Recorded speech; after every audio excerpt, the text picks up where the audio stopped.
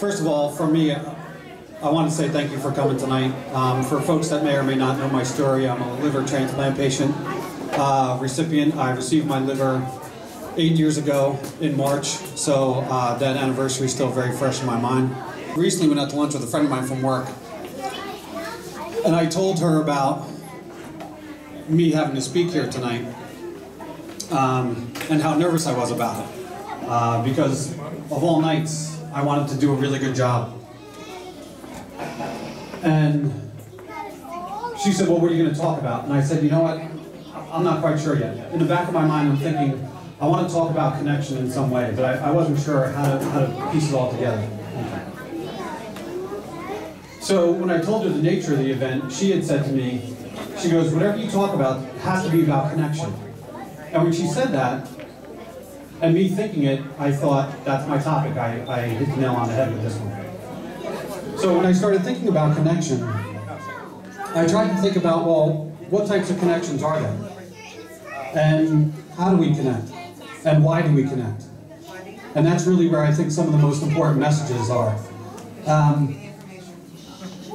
For me, I think that there's three basic types of connections that we can relate to most of the relationships in our lives. I think that there's the familiar connection. Hi, I'm Dan Bonner, nice to meet you. Great, nice to meet you. A very familiar type of connection. Then I would say you have an intimate connection. Now listen, Bayonne folks, I'm not talking about that kind of connection. Although I guess that could be a connection as well. Intimate connections designated for people that are very special in our lives, maybe our siblings, our parents.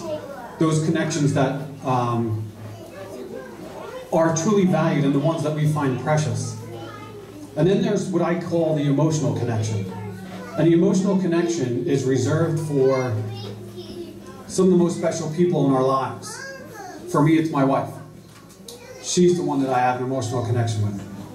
Now, when you think about the connections in your own lives, you could probably say, yep, I totally agree with that, and some of these people actually fall into multiple connection categories, and I don't disagree with that either. But then, when I was able to sort of put a label on the connections, I thought, okay, well, then, how do we connect? And we connect in different ways at different stages of our lives. Look at how the kids are connecting. We're going to color on balloons. There's connections being made right here. That's fantastic. As you get a little bit older, as teenagers, the connections become a little bit more complicated. You're probably not going to want to draw on balloons that much, but you're probably going to want to test the relationship waters, try to make some close friends before you go off to college, whatever the case might be. Then as an adult, the connections that we make are incredibly complex. I love you, and I know what love means now. And maybe I want to settle down and raise a family with someone. And making these connections are difficult and they're complex, but they're the most meaningful things that we do as adults. And then I started thinking, well, why do we connect? Now, if you talk to behavior specialists, they'll tell you that connection is part of a very fiber in our being. We're geared to connect, right? Now, I want to share this story because something very similar happened like this, and as Bayonne people, you guys will recognize what a Bayonne connection is, right? Because a Bayonne connection is different than anything else. And a Bayonne connection, one time for me, sort of went like this. Oh, you're Dan Bonner? Yeah, hi, how are you? Good. Do you know Patty Bonner? No idea. How about Peter Bonner? No. Joe Bonner? Nope. So, Mike Bonner? I said, yep, I have an uncle Mike Bonner. Oh, he lived uptown. No, he lived downtown. So where do you live? I live on the boulevard between 8th and 9th. Oh, so you go to St. Mary's? No, I go to St. Andrews.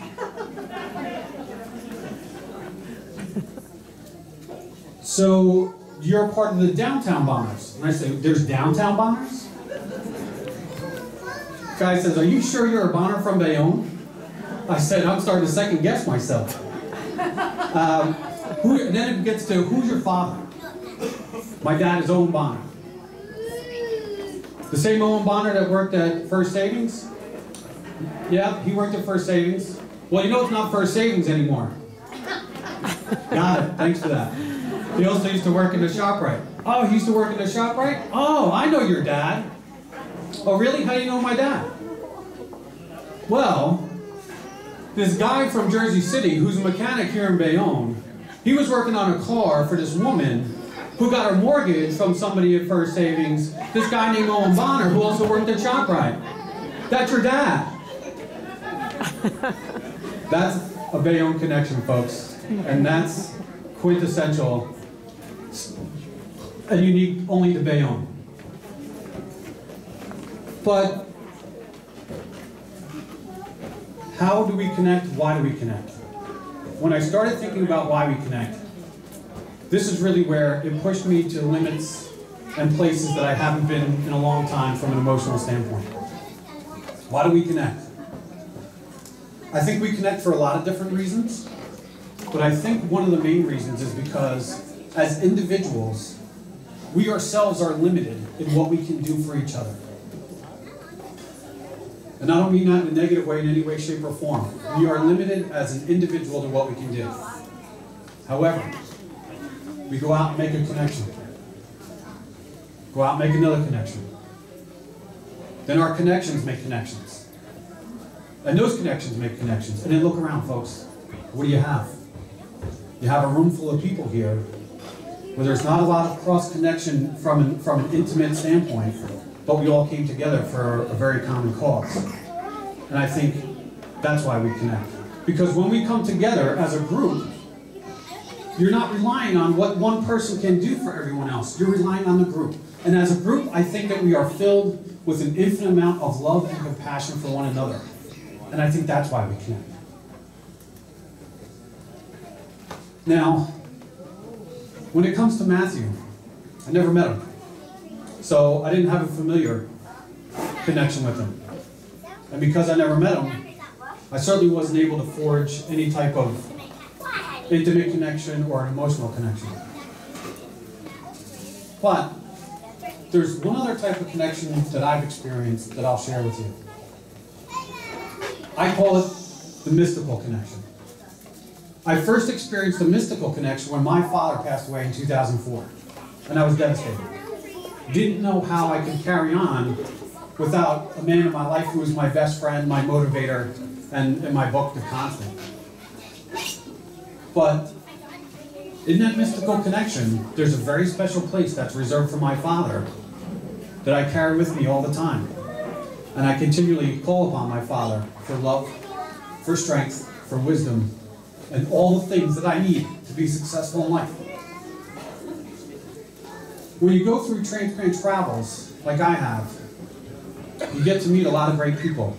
Barbara, Marianne, Jerry, folks here, Brian, who's going through his own struggles right now.